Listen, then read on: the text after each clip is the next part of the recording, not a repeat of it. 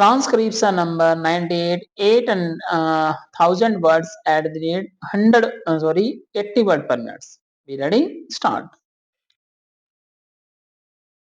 Sir, as is well known, in 1982, when we passed the Delimitation Commission Act, the constituencies were formed on the basis of the census figures arrived at, at the last census in 1981. The census authorities at this time worked in a manner which was slightly different from the way in which the work was carried out in 1971. At the time of the census of 1971, as we are aware, all castes and subcastes were mentioned in the census figures. But at the time of the census of 1981, naturally, in view of the change in our policy, what they did was that they did not enumerate all the castes but only enumerated such castes as were ordered to be enumerated generally as had to be given some special representation under the orders issued by the President under Article 341. As we are aware, Article 341 provides that in the present circumstances, the President shall determine the scheduled castes and the scheduled tribes to whom for a period of 10 years special representation has been given. Stop. And under Article 341, if at all there is to be any change in these in the list, then it is only Parliament that can make that change. At the present moment, the position is that at the time of the census of 1981, there was an order giving the list of the scheduled castes and the scheduled tribes for whom special representation was to be given. Therefore, at the time of the census of 1981, they tried to collect information only about those cases which were mentioned in that order for the purpose that they may be given the special representation on that basis. But it appears at the present moment, at the time of the actual taking of the census information, certain people mentioned their castes a little incorrectly. For instance, if a person belonged to some subcaste at the time of mentioning it to the enumerator, he gave it as Harijan.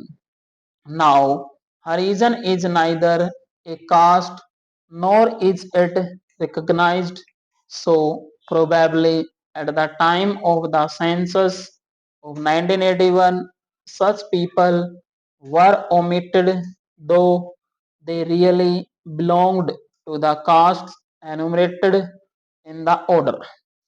Similarly, there were certain synonyms of castes, and in that case, also people of the same caste for whom the protection was intended on account of their giving the wrong description to the enumerator in respect of the name to which they did not exactly belong, they were also excluded.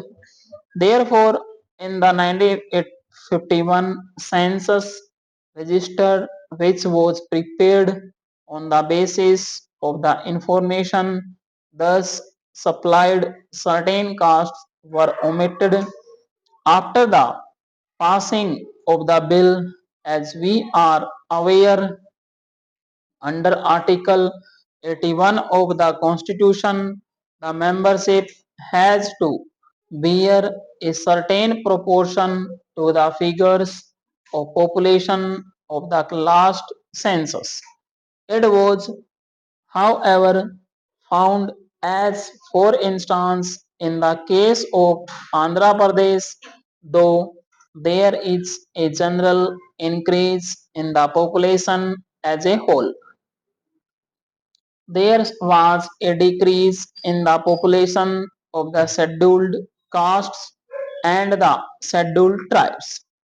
This was so glaring that it was brought to the notice of the authorities concerned, and the census authorities there, from whatever information they had correctly these figures, because in respect of these they had certain slips or certain other papers giving the information from which could get the correct figures. That could be corrected because the final delimitation orders were not passed at that time. So, in respect of Andhra Pradesh and Gujarat, where the final order was not passed, the census authorities corrected these figures and the delimitation commission took that into account and they did their work. But it was found in respect of certain other states also that such corrections were made, but the delimitation orders were not passed. Therefore, we first intended to bring forward or introduce a bill in the Lok Sabha only in respect of those states where the delimitation commission had not passed its final orders, with the provision that if the census authorities were to make a change in respect of the figures of population of the scheduled castes and scheduled tribes, then they could in their final orders take these figures into consideration and delimit the constituencies on that basis.